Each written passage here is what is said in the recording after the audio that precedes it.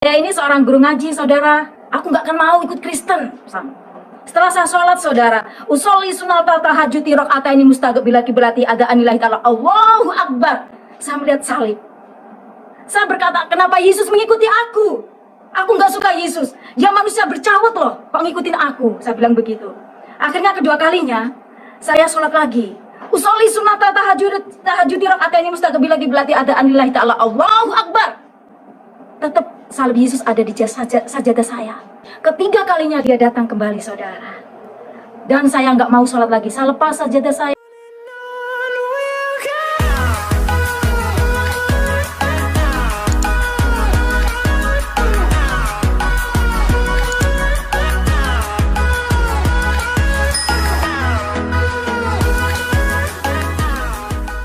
Haleluya, haleluya, haleluya. Salam Bapak Ibu dimanapun kita berada pada saat ini. Kiranya kita semuanya dalam keadaan sehat-sehat saja dan tetap dalam pemeliharaan Tuhan kita Yesus Kristus. Nah, Bapak Ibu yang dikasihi Tuhan, pada kesempatan ini kita dikejutkan oleh seorang guru ngaji yang bertobat menerima Tuhan kita Yesus Kristus sebagai Tuhan dan Juru Selamat hidupnya. Bapak Ibu yang dikasihi Tuhan, bagi manusia mungkin ini tidak bisa, tetapi bagi Tuhan tiada yang mustahil. Kalau Tuhan sudah memilih, sudah berkehendak, maka semuanya pasti akan terjadi. Nah, Bapak Ibu yang dikasihi Tuhan, di dalam kesaksian ibu ini dia mengatakan bahwa setiap kali dia mau sholat, dia selalu diikuti oleh Tuhan kita Yesus Kristus. Bahkan di sajadah yang dia pakai untuk beribadah, untuk sholat, dia melihat ada salib Yesus di situ. Luar biasa sekali. Nah, Bapak Ibu yang dikasihi Tuhan, sebelum kita lanjut, mari kita dengarkan kesaksian yang berikut ini. Nama saya adalah Maria, tapi nama lahir saya Tati Puji Suryati. Saya lahir di Jombang, mana Jombang itu terkenal dengan kota santri ya. Ayah saya orang Jawa, ibu saya orang Madura. Nah, saya ini seorang guru ngaji, saudara. Suatu hari, ayah saya itu masuk Kristen. Dia mendoakan saya pas malam hari ya. Itu saya dengar sekali, nama saya disebut. Saya marah, saudara. Terus saya katakan pada ayah, aku nggak akan mau mengikut seperti engkau, ayah. Aku nggak akan mau ikut Kristen. Saya katakan begitu, saudara. Akhirnya apa? Saya ingin mengislamkan ayah saya kembali. Akhirnya saya berniat sholat tahajud untuk mengislamkan ayah. Karena memang saya nggak suka dengan orang Kristen ya. Saya berpikiran orang Kristen itu menyembah manusia. Manusia bercawat kok disembah. Itu pikiran saya dulu. Ya, saudara, begitu jahatnya saya. Akhirnya saya tidur. Nah, kalau sholat tahajud itu kita tidur dulu, tengah malam bangun, baru kita sholat, namanya sholat tahajud. Saat sholat tahajud, keinginan saya satu, ayah saya kembali masuk Islam. Setelah saya sholat, saudara, usolli sunnatal tahajudi rakaataini mustaqbila kiblati ada'anillahi ta'ala Allahu Akbar. Saya melihat salib. Saya berkata, kenapa Yesus mengikuti aku? Aku nggak suka Yesus. Dia manusia bercawat loh, kok ngikutin aku? Saya bilang begitu. Akhirnya kedua kalinya, saya sholat lagi. Usolli sunata tahajudi rakaataini mustaqbila kiblati ada'anillahi ta'ala Allahu Akbar. Tetap salib Yesus ada di sajadah saya.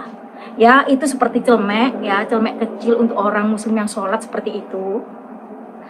Datang lagi dia, saya marah, kenapa Yesus ngikutin aku sih? Aku nggak suka Yesus, saya katakan begitu. Akhirnya saya sholat lagi, saya ingin konsentrasi, saya sholat lagi. Saya doa sama Allah Subhanahu wa Ta'ala. Saya doa supaya saya konsentrasi. Ketiga kalinya dia datang kembali, saudara. Dan saya nggak mau sholat lagi, saya lepas sajadah saya. Saya menghadapi kehidupan saya seperti selanjutnya, seperti biasanya, ngajar ngaji. Ya, ngajar ngaji murid saya banyak, saudara ya. Karena saya ngajar ngaji tidak hanya di satu tempat, ada di beberapa tempat.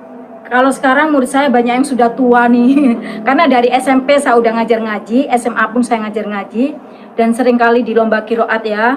Kalau tibaan juga, saya juga yang kiroat gitu. Nah, suatu hari saya ada di lomba kayak musabaqah tilawatil Quran MTQ. Qad aflahal mu'minuna alladzina hum fi salatihim khosyi'un.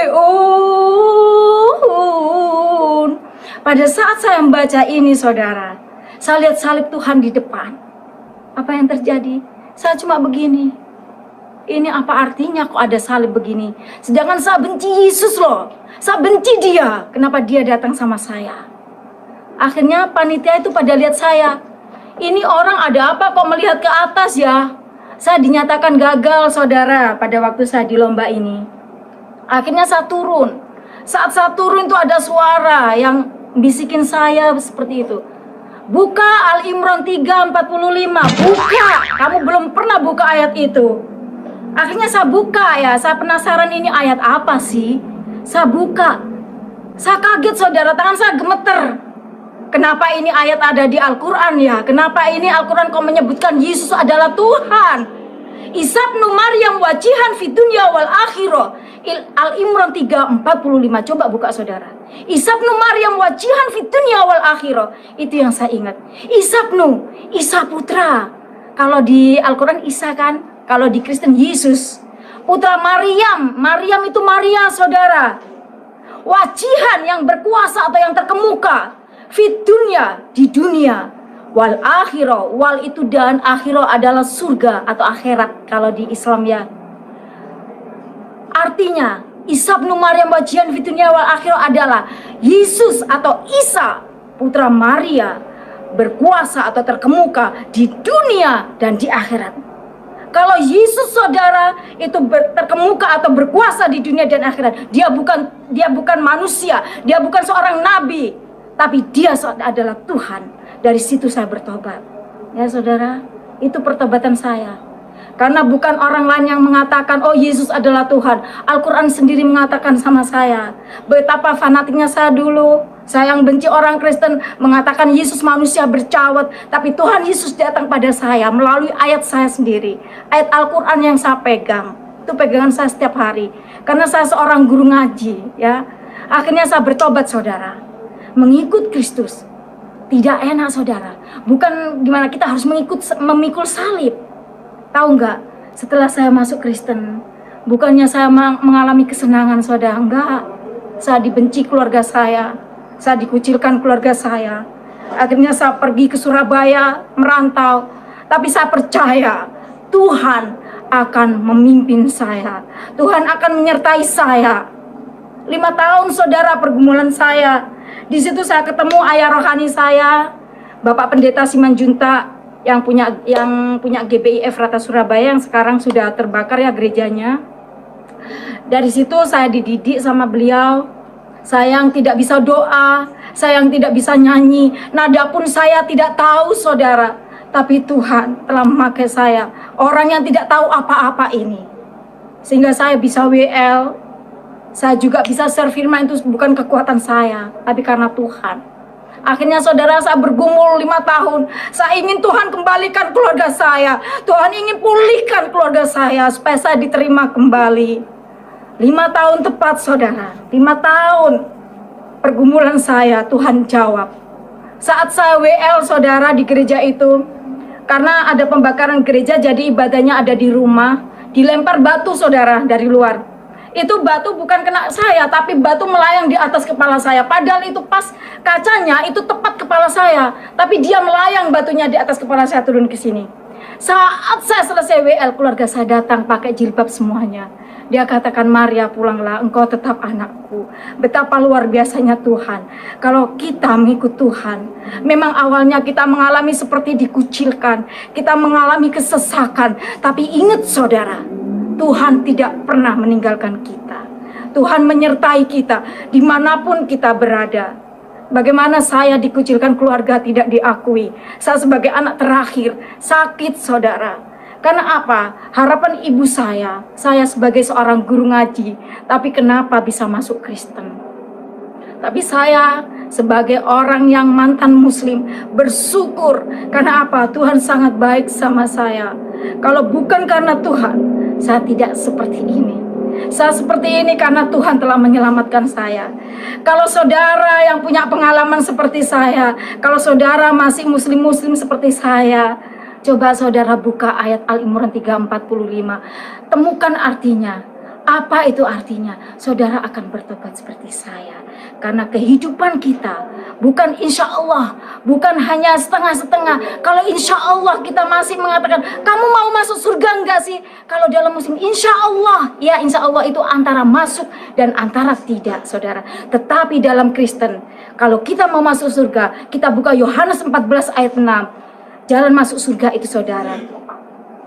Akulah jalan, kebenaran, dan kehidupan.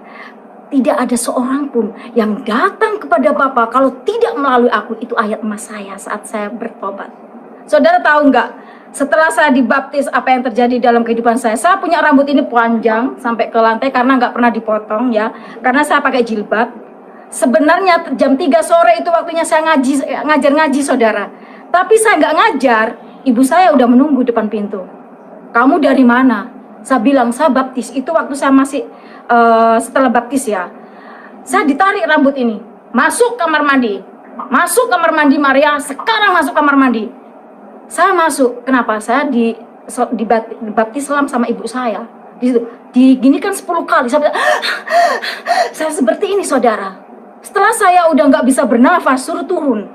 Setelah saya turun, kamu tetap masuk Kristen apa? Kembali ke Islam. Saya tetap bilang, saya ingin ikut Yesus, Ibu, karena Yesus telah datang sama saya dan menunjukkan saya jalan mana yang benar. Itu, saudara, kesaksian saya. Biarlah kesaksian saya ini bisa menguatkan saudara-saudara yang ada di sana. Kalaupun kita mengalami suatu pencobaan atau ujian yang berat sekalipun, jangan saudara takut, karena Tuhan menyertai kita. Apalagi masa pandemi seperti ini, mungkin iman kita goyah. Mungkin saat ini banyak orang muslim yang masih ragu untuk mengikut Kristus.